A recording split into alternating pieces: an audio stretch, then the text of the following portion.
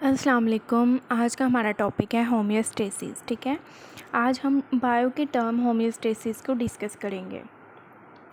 The term homeostasis was introduced by an American scientist Walter Cannon. जो term homeostasis है ना, इसको जो अमेरिकन साइंटिस्ट वाल्टर कैनन ने इंट्रोड्यूस करवाया था। तो अगर हम इसकी डेफिनेशन देखें तो होमियोस्टेसिस क्या है, तो the protection of internal environment, मतलब कि इंटरनल अंदरूनी माहौल की हिफाजत करना, ऑफ एन ऑर्गेनिज़म, एक ऑर्गेनिज़म का, फ्रॉम द हार्म्स, नुकसानात, ऑफ फ्लक्चुएशंस मतलब कि किसी भी चीज़ का तब्दील होना या कम या ज़्यादा होना। ठीक है, टेकिंग प्लेस, जो कि टेक प्लेस करता है इन एक्सटर्नल इन्वायरमेंट, बैरूनी माहौल में, is termed as homeostasis. The protection of internal environment of an organism. ठीक है, ये ऑर्गेनिज़म का अपने इंटरनल इन्वायरमेंट के प्रोटेक्शन करना। ऑर्गेनिज़म में मतलब एनिमल्स भी आ सकते हैं, प्लांट्स, ह्यूमन बींग्स, मतलब सब कुछ आ सकते हैं। ठीक है, मतलब प्लांट्स, एनिमल्स, ह्यूमंस, ठीक है, ये सब इसमें आ सकते हैं।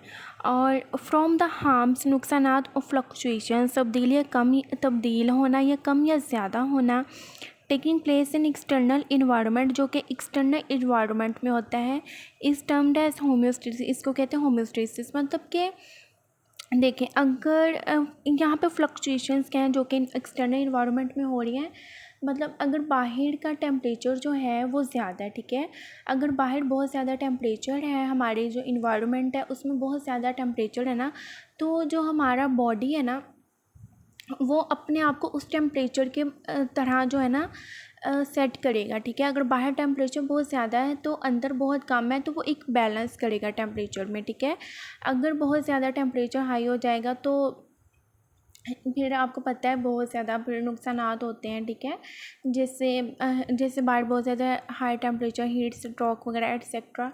तो इसी तरह जो हमारी बॉडी जो है ना, हमारा जो बॉडी है ना, वो अपने आप को एक्सटर्नल इन्वायरमेंट के मुताबिक जो ना तब्दील करेगा या उससे बैलेंस करेगा।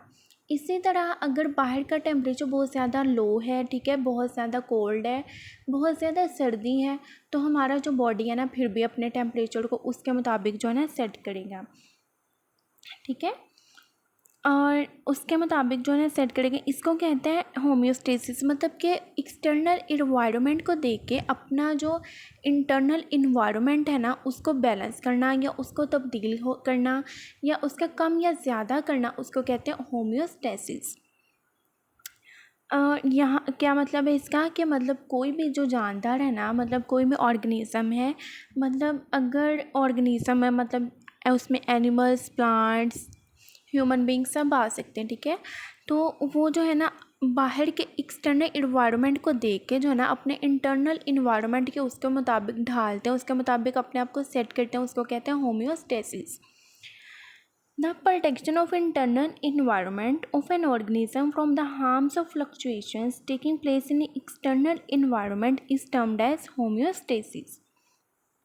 अगर हम इसके एक और डेफिनेशन देखें, the maintenance of internal conditions, मतलब अंदरूनी कंडीशंस को मेंटेन करना, इन अ सेल, एक सेल का, और an organism by means of self regulation mechanism, मतलब सेल्फ रेगुलेशन मैकेनिज़्म के मुताबिक, ठीक है, को यूज़ करते हुए, इस नाउन एज होमियोस्टेसिस, इसको कहते हैं होमियोस्टेसिस। मतलब कि अगर कोई भी जो है ऑर्गेनिज़म या कोई सेल है, ठीक है, ऑर्गेनिज़म या सेल अपने जो टेम्परेचर है ना उस अपने आप को जो अपनी कंडीशन को ना एक्सटर्नल इन्वायरमेंट के मुताबिक मेंटेन करते हैं, उसको कहते हैं होमियोस्टेसिस। यहाँ पे सेल्फ रेगुलेशन मैकेनिज़्म ये है कि मतलब वो खुद अपने आप को उसके मुताबिक सेट करता है। ठीक है, खुद अपने आप को जो है ना रेगुलेट करता है एक्सटर्नल इन्वायरमेंट के मुताबिक, ये है होमियोस्टेसिस। जो होमियोस्टेसिस वर्ड है उसको अमेरिकन साइंटिस्ट वाल्टर कैनन ने इंट्रोड्यूस करवाया था।